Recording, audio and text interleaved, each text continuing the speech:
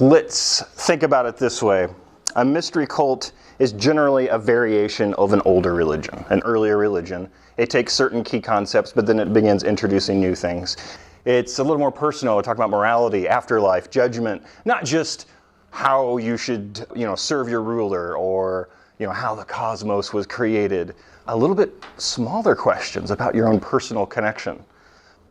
It's not that mystery cults evolved from the Greeks. The Greeks put a lot of influence in the mystery cults, but we actually see some initiation-based cults in classical Greece at the time that kind of foreshadow the mystery traditions that become very popular in the Hellenistic and Roman era.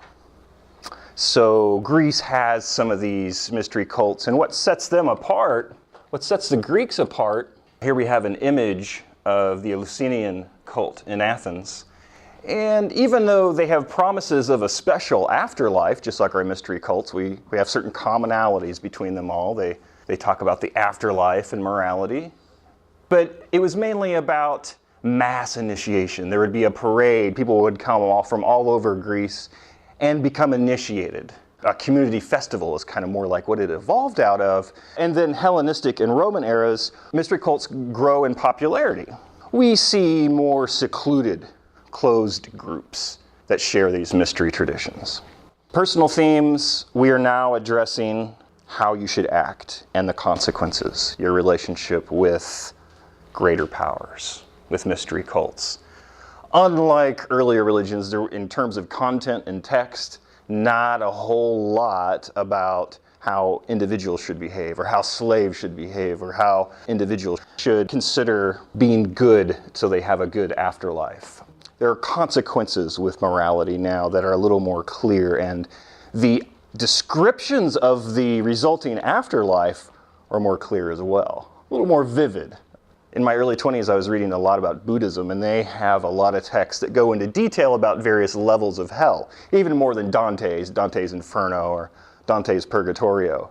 And I almost think that sort of religious Baroque period arose for some of the same reasons.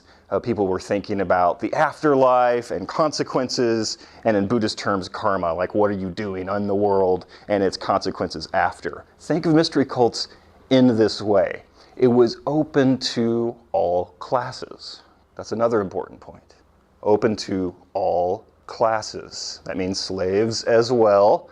Not all of them. We'll find with Mithra there are many exceptions, but for many of these mystery traditions, they grew in popularity because it didn't require a class to get in. That covers our bases.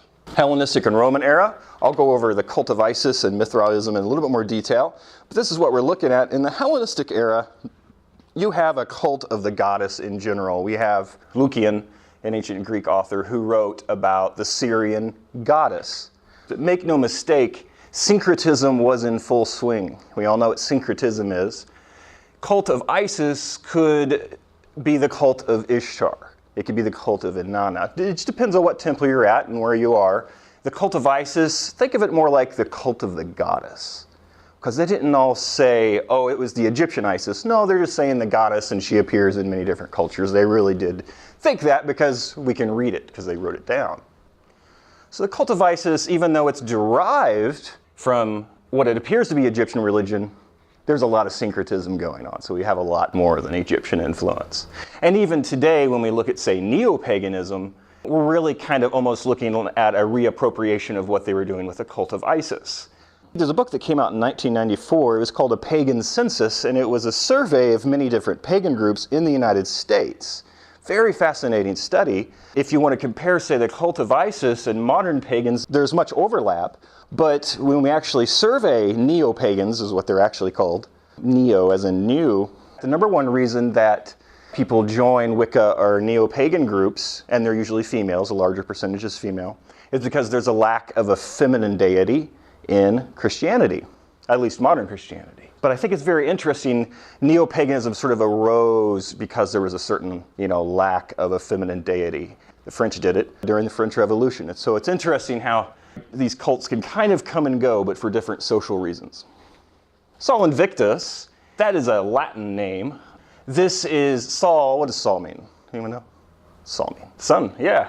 These are your figures like Apollo, your sun gods, On, Helios, all your sun gods. And Sol Invictus is, people think it's very close to Christianity with the solar relationship, the dying god, the resurrected god. Of course, many of these have a resurrection of some sort. Sol Invictus is very fascinating. So their main intermediary is that sun-based deity. The intermediary is also something that's really important that has to do with a mystery cult. In these religions, you always have your intermediary, always. There's no exception. And the intermediary is like a saint or a pope, in our terms, that you could communicate with through various ritual means, and they will speak for you to the main god. You no longer speak to the main god, right? You have to go through an intermediary. And we'll talk about Christianity and if that fits that mold as well. The cult of Mithra, I've got some great images here. Now, the cult of Mithra is probably your biggest exception of the mystery cults that we've been talking about. And remember, there are more mystery cults that have died off that we don't know about than that we do know about. We're just talking about the ones who got immensely popular, like and competed with each other. So if you can imagine the Mithraic temples literally competing with Christian temples. The cult of Mithra is different because really initially, as far as we know, really only veterans and merchants got involved with this cult. Veterans of war. Mithra is actually a figure from Persian religion. He's like a intermediary. In Persian religion, you have the main god, Ahura Mazda. We have the god that represents absolute evil, Ahriman. So we actually have some similarities to Judeo-Christian belief in there. And Zoroastrianism and Persian religion would greatly influence Christianity just by some of the things it contained that nothing else contained at the time and didn't exist in Judaism, you know. So here we are, the cult of Mithra, even though it's derived from Persian religion, it takes on many other aspects. People don't necessarily think that they're worshiping Persian gods.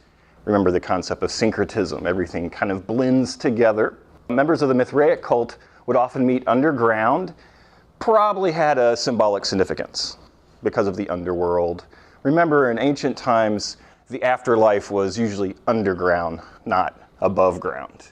You go down. It's not a hell necessarily. It's just that's just where you go. That's where your soul goes. That's where gods even go, like the Titans. That's where they are. They never died. Nothing dies. So this is a sacrifice. That's a feature of a mystery cult. You make some sort of sacrifice. These days, the idea of sacrifice is much more abstract.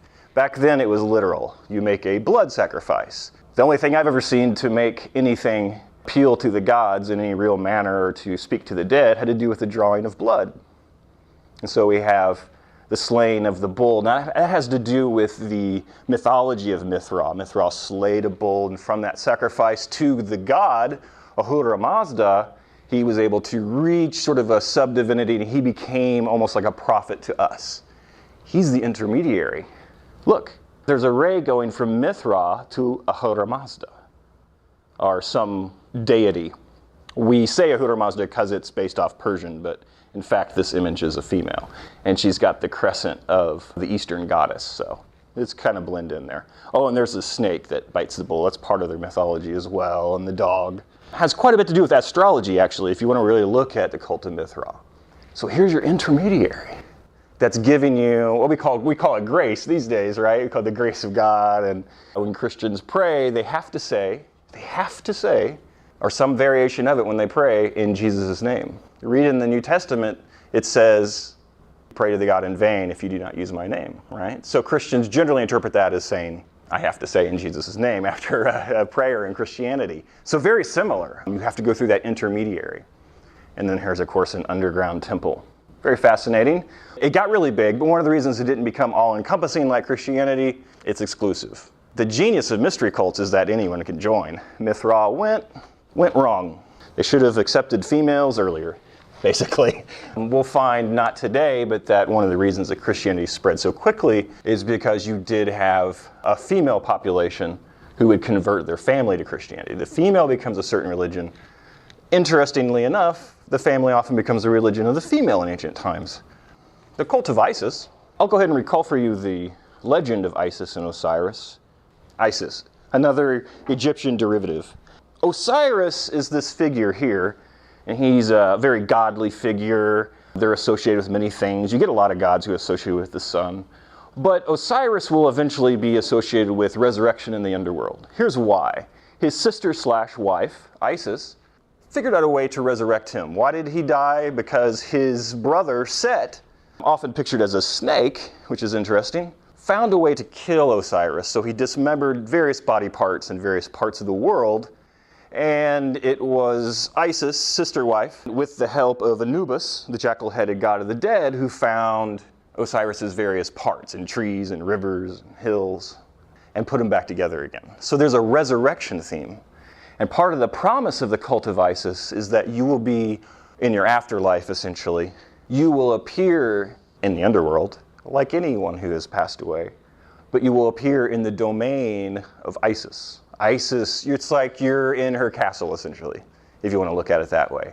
And she gives you certain protections.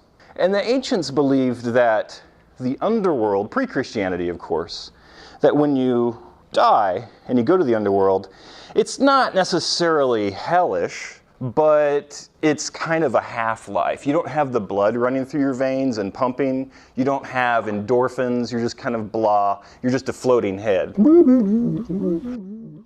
Hoping that somebody's going to do some blood ritual and talk to you for a couple minutes, you know, like they did in the Odyssey. We talked about when Odysseus spoke to many people in the underworld, and they created a blood ritual, which we actually went through, and spoke to some dead people. So you see that the resurrection theme is fairly significant because it creates a personal identity of your own afterlife. And it's Isis who has the ability to do this, and she sort of makes a promise to her members, a promised afterlife. It's not just this particular cult creating doctrine that says this is what the afterlife is like. It's saying we already know what the afterlife is like, kind of, through our literature, but we're going to give you a special one. We're going to promise it to you if you do these certain steps, take these initiations, etc. So, great recruiting. I should point out, this is what we think an image of an actual ritual or initiation in the cult of Isis.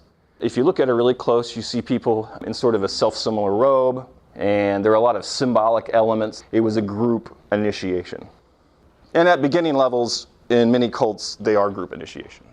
Initiation is an important theme with mystery cults because that's how you get the mysteries. That's how you get the secrets, as you go through initiation. We spoke about that a little bit, and we even compared it to sororities and fraternities, which I think is a really great vehicle to understand this sort of thing, because they have initiations for a reason. They don't just initiate you and say, oh, you've been paddled, or what have you. They say, oh, no, there's a reason for this. This is what you've gained from this initiation. Why are mystery cults so appealing to people of all classes? What change in religion marks the growth of mystery cults? Like, what is the main change that's going on here? Because it's not just that mystery cults emerged and they're kind of there and it's a small population of people. It's like a huge population of diverse classes are beginning to indulge in the idea of a mystery cult beyond their own local superstition, beyond state religion, Now, you can't just join a lot of religions. I mean, even state religions, you just kind of observe it, and then they don't necessarily give you anything else, unless they give you free bread. But other than that, they're not giving you moral lessons because it all has to do with the state and Jupiter, So let's talk about initiation then. I want to make sure you guys really understand that and why it's so important. So let's have a group brainstorm. Check this out. Get your thinking hats on. A revealed mystery. What we're going to do is we're going to create an initiation. And so you're going to learn what components of an initiation are actually key, because they're really easy to overlook. And I do have experience in this sort of thing. A revealed mystery. We need a life or spiritual lesson, group brainstorm. I want you guys to think of life lessons that are just that you really stand by, or you've heard, or maybe even absurd, or a spiritual lesson. I'll go ahead and start you guys out as you think about it. A revealed mystery, a spiritual or life lesson. Let's just think of a life lesson. This is one I find in initiations that's really quite common, especially in the early levels, is that suffering is good. Okay, so when you tell somebody suffering is good, it's kind of a shock. You're like, what? How could suffering be good? Well, if you're initiated and you have it explained to you, you're going to say, oh yeah, obviously suffering is good. And so here's the lesson, and now we need to create a ritual around it to show you that idea. And we'll use kind of a common theme here. Suffering is good. You're blindfolded, locked in a coffin. You hear the sounds of death and war as you are in the coffin and feeling claustrophobic. And then you are released, praised for your perseverance, given a new rank, and given a secret. And this is a very simple initiation. Some initiations are more complex. You know, a costume person will come up and say certain things to you, and you have to respond a certain way. But we'll keep it somewhat simple. So let's have our brainstorm on a life or spiritual lesson. We'll get you guys started on that.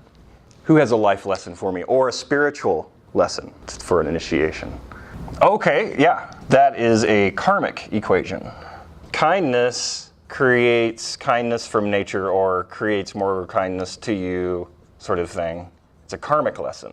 Okay, let me give you some more examples. A spiritual lesson: meditate on G minor every full moon, and you'll get money. Sounds like a spiritual lesson, doesn't it? Not that one we think about necessarily. Meditate on the note G minor, right? The note G minor, every full moon, and you'll receive money. So what I want you guys to do is think of a lesson, and then I want you to create a real simple blueprint of initiation. Here are some things I want you to look at. Keep thinking of it, but I'll go through these real quick. You need symbolic and ritual interaction. Over here I have a blindfold. You're blindfolded to the world, locked in a coffin. There's sort of it gives you a sense of immediacy and even shakes you up a little bit. You hear the sounds of death and war, and you get sort of a sense of redemption and initiation at the end. It shocks the system, and then you're rewarded afterward. Sounds kind of like something a cult might do, right? Rebirth, renewal, and contemplation of death, common themes. Shocking the system, what I just talked about. Drugs even, we talk about certain mystery cults, they engaged in psychedelics.